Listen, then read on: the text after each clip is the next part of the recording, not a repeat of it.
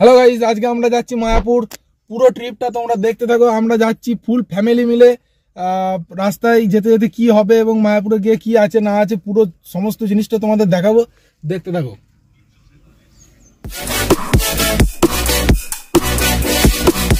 তো আমাদের টিম ছিল টোটাল 9 জনের। আমরা সকাল 10টার সময় আমাদের বাড়ি থেকে রওনা দিলাম মায়াপুরের উদ্দেশ্যে। গাড়িতে আমরা গান বাজিয়ে ছোট্ট বুনি নাচ দেখতে দেখতে চলে এলাম খড়ি নদীর ব্রিজ। খড়ি নদীর ব্রিজ পার করি কিছু রাস্তা যাওয়ার পর আমরা চলে এলাম নবদ্বীপের গঙ্গা সেতু। গঙ্গা সেতু থেকে গঙ্গা নদীর সৌন্দর্য দেখতে দেখতেই আমরা কিছুক্ষণ পর পৌঁছে গেলাম মায়াপুর। পথে দেখতে পেলাম নানান রকম দেব দেবীর নানান রকম মন্দির। দেখতে দেখতেই আমরা পৌঁছে গেলাম ইস্কন মন্দিরের কাছে। এখন তোমরা দেখতে পাচ্ছ সামনে ইস্কন মন্দির।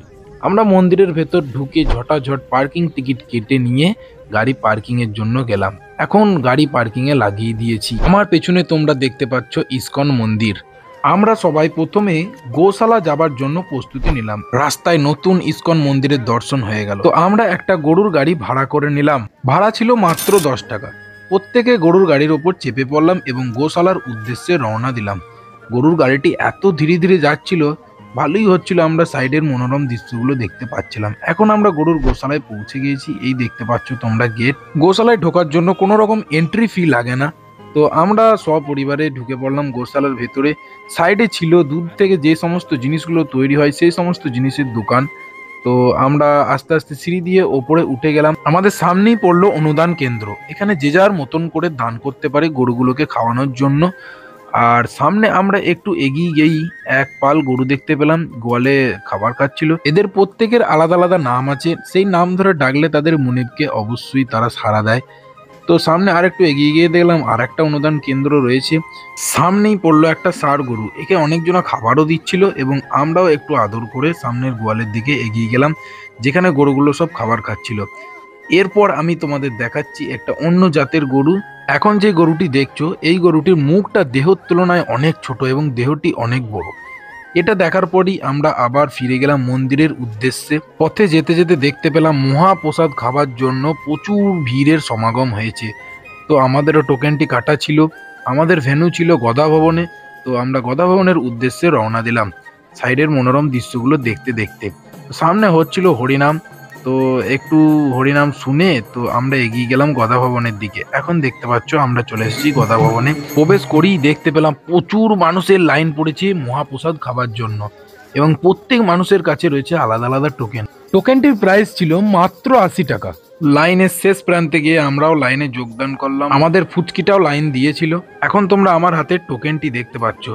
এই টোকেনটি নিয়ে চলে গেলাম মন্দিরের ভেতরে, যেখানে খাওয়া দাওয়া হচ্ছিল। টোকেনটি জমা দিয়ে পাশেই কল ছিল, সেখানে আমরা হাতটা ধুয়ে নিলাম। ভেতরে ঢুকিয়ে দেখলাম প্রচুর বড় বড় র্যাক করে দেওয়া আছে, যেখানে বসে খাবার খাওয়া হয়। আমাদেরও লাইন অনেকটা এগিয়ে চলে এসেছে। পাশে প্রচুর ভক্ত বসে প্রসাদ খাচ্ছিল এবং আমরাও গিয়ে থালাটি নিয়ে নিলাম।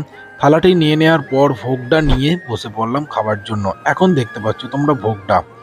তো আমরা প্রত্যেকে প্লেটে প্রসাদ নিয়ে খাবার শুরু করে দিলাম। খাওয়া হয়ে গেলে হাত পা ধুয়ে বাইরের পথ দিয়ে বেরিয়ে পড়লাম। সামনেই ছিল ফুলের একটি সুন্দর বাগান, যেখানে ফুলগুলো খুবই ভালোভাবে সাজানো ছিল। তারপর আমরা আস্তে আস্তে রওনা দিলাম মন্দিরের উদ্দেশ্যে।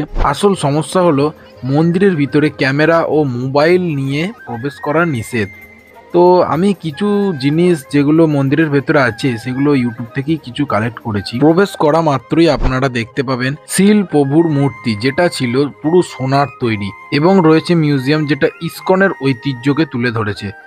এরপর আমরা বাইরে বেরিয়ে পড়লাম। বাইরে বেরিয়েই দেখি আবার ওখানে কীর্তন হচ্ছে। ফরেনার মহিলারা সেখানে নৃত্য করছে।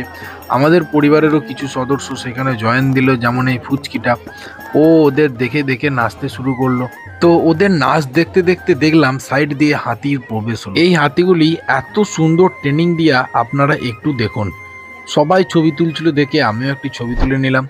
তারপর হাতিগুলোকে সুরেতে যে পয়সা দিয়ে দিচ্ছে, সেই পয়সা ওরা হাতি সুরে করে নিয়ে তাদের মালিককে দিয়ে দিচ্ছে। প্রক্রিয়াটা একবার দেখে নিন।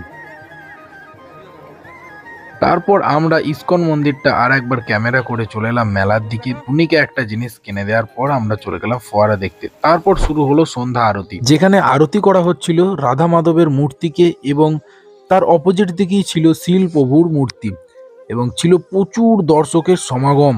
আর সেখানে ছিল শ্রী চৈতন্যদেবের মূর্তিও। আর এই আরতি দেখা শেষ করে আমরা গাড়িতে উঠে পড়লাম। সেখানে কিছু খাওয়া দাওয়া করে আমরা বাড়ির দিকে আবার রওনা হলাম। ভিডিওটি কেমন লাগলো জানিও, আর একটা লাইক শেয়ার সাবস্ক্রাইব করে দিও।